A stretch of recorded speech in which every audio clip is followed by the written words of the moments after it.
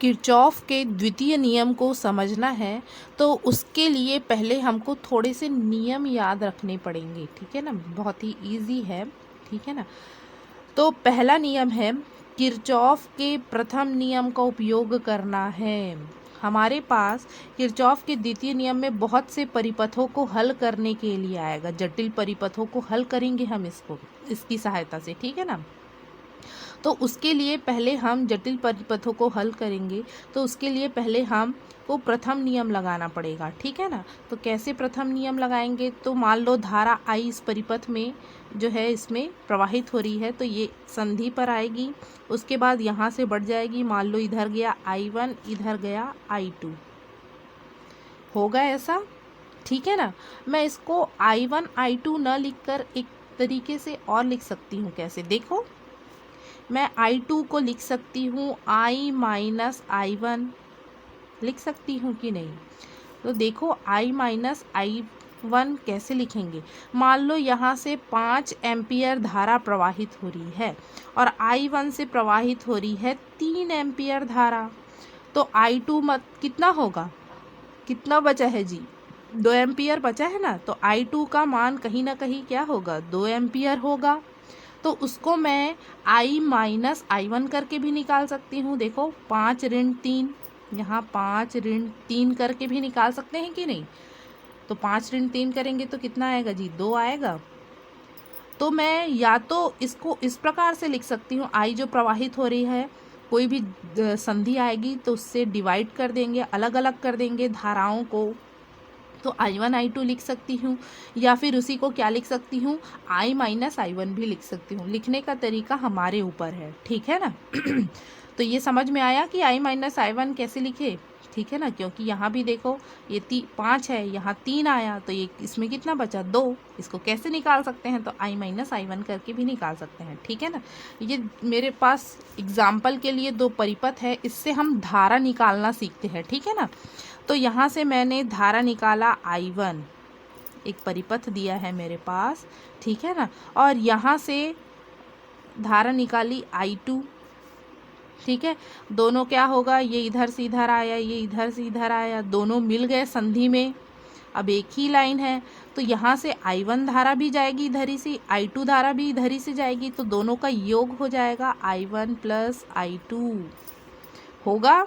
और यहाँ से आगे बढ़ा, अब ये क्या होगा, अलग अलग हो जाएगा। देखो यहाँ मिल रहा था, यहाँ अलग अलग हो जाएगा। इधर क्या जाएगा जी, I1 की I2, I1 जाएगा, इधर क्या जाएगा, I2।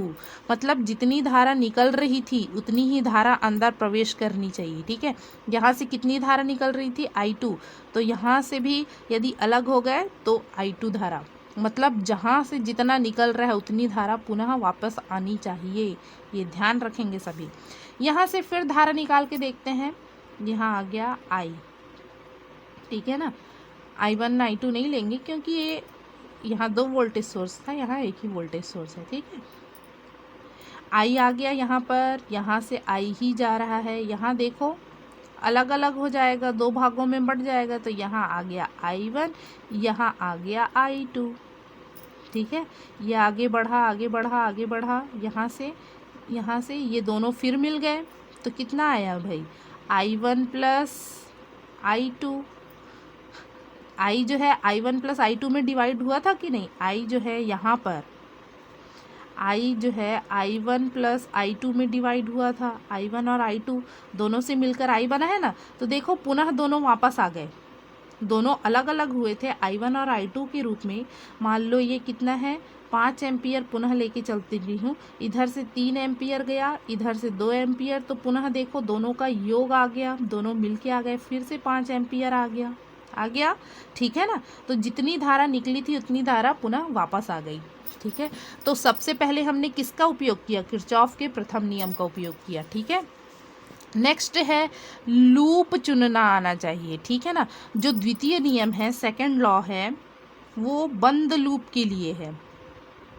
किसके लिए है, बंद लूप के लिए, यह भी आगे पढ़ाऊंगी, ठीक है ना। तो बंद लूप कैसे चुनेंगे, तो मेरे पास यहाँ पे फिर से 2 परिपथ है, उनसे एग्जाम्पल के थ्रू बनाती हूँ, ठीक है। उनको मैंने नाम दे दिया, जो कोर है उसको ABCD, अब यहाँ कितना लूप बनेगा, एक ही लूप बनेगा। तो लूप बना लेते हैं, A B C D A, जहाँ से आए हैं वहाँ पर ख़त्म करना है हमको, लूप को बंद होना चाहिए। यहीं तक छोड़ दिए ए बी सी डी, ये तो क्या हो गया, खुला हो गया, ठीक है ना। तो जहाँ से स्टार्ट किए ए बी सी डी ए, ठीक है, ए बी सी डी ए, एक बंद लूप। यहाँ से भी शुरू कर सकते हैं बी सी डी बी, ठीक है, लेकिन ये ध्यान रखना है जहाँ से शुरू किए हैं वहाँ से अंत करना है। इसमें देखो कितने लूप बनेंगे, 1 2 3 लूप बनेंगे। कहीं से भी शुरुआत कर सकते हैं, A B G H A, B C E F B, C D E F C, ठीक है ना। बंद लूप में जहाँ से शुरुआत की है वहाँ अंत होना चाहिए, ठीक है। तो ये दूसरा हो गया बंद लूप चुनना। अब लूप की दिशा का निर्धारण करना है। लूप में हम किस प्रकार से चलेंगे, इस प्रकार से घूमते हुए जाएंगे कि इसके अपोजिट इस प्रकार से घूमते हुए जाएंगे, ये हमारे ऊपर निर्भर करेगा, ठीक है ना। ये हमारे पास कोई वोल्टेज स्रोत है तो इसमें हम इस प्रकार से घूम के भी जा सकते हैं और इस ओर से भी घूम कर जा सकते हैं। कहीं से भी जाओ उत्तर जो है सेम आएगा, ठीक है ना। तो लूप की दिशा का निर्धारण करना भी हमारे ऊपर है, ठीक है ना।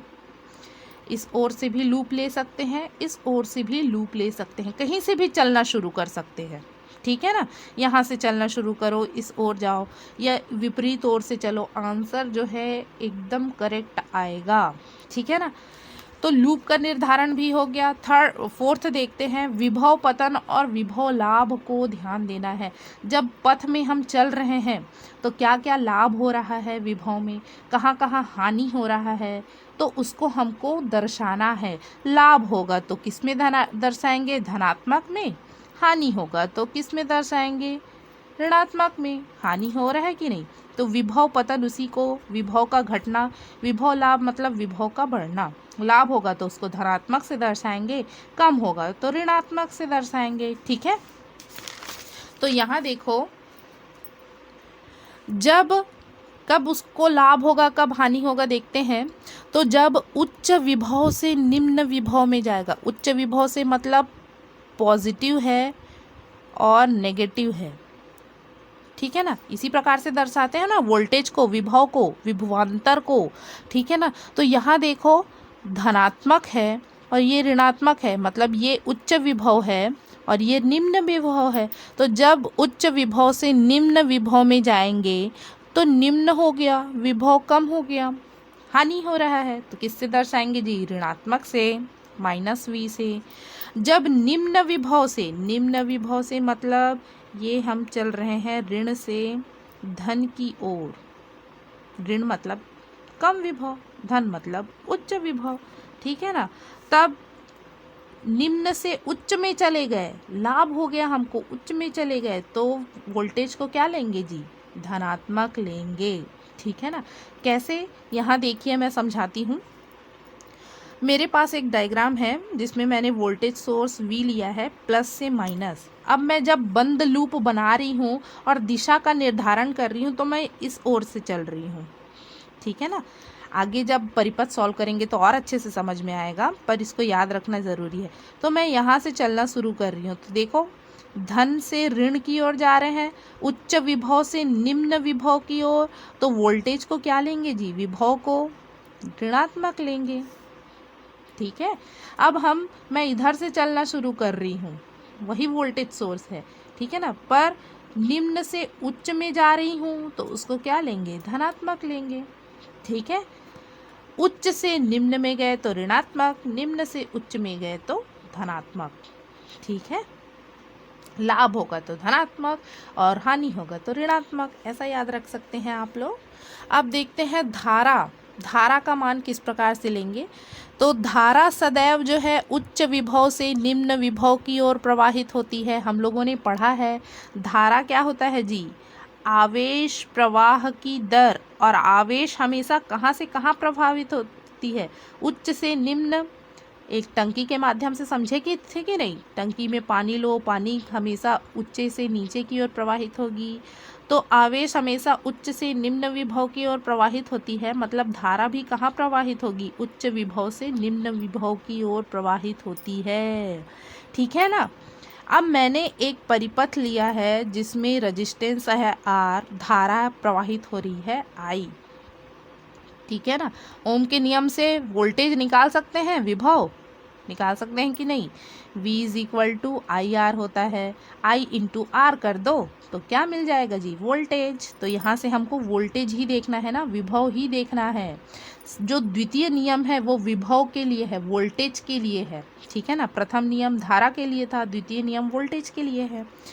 तो यहाँ देखिए धारा इस दिशा में बह रही है, तो हम जानते हैं धारा कहाँ से कहाँ बहती है, उच्च विभव से निम्न विभव की ओर। तो ये कहीं ना कहीं उच्च विभव धनात्मक होगा, ये ऋणात्मक होगा।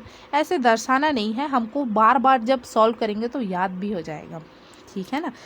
तो अब हम हमारी पथ की दिशा जो लूप ले रहे हैं हम, उसमें पथ भी इसी दिशा में है। तो हम इसमें वोल्टेज निकालो, कितना आएगा, I इंटू आर आएगा ना वोल्टेज। तो इसको जो है क्या ले, धनात्मक ले कि ऋणात्मक ले, बताओ। उच्च से निम्न में जा रहा है तो क्या लेंगे, ऋणात्मक लेंगे। यहाँ देखिए धारा इस दिशा में प्रवाहित हो रही है, मतलब उच्च विभव से निम्न विभव की ओर। अब हम इस दिशा में से देख रहे हैं, तो निम्न से कहाँ आ रहे हैं हम किस ओर से चल रहे हैं, अपने पथ को ध्यान देना है भाई। वो क्या कर रहा है उससे कोई मतलब नहीं है, अपने पथ को ध्यान दो। हम कहाँ से कहाँ चल रहे हैं, निम्न से उच्च की ओर। तो ये क्या हो जाएगा, पॉजिटिव वोल्टेज के रूप में I इंटू आर, ये वोल्टेज होता है ना, विभव होता है। तो हमारे पास आ गया धनात्मक मान, निम्न से उच्च में आए। ठीक है ना। अब रटने का तरीका ये है कि धारा की दिशा में ही लो तो ऋणात्मक, धारा की विपरीत दिशा, धारा इस दिशा में बह रही है, धारा की विपरीत दिशा में लिए तो धनात्मक। ठीक है।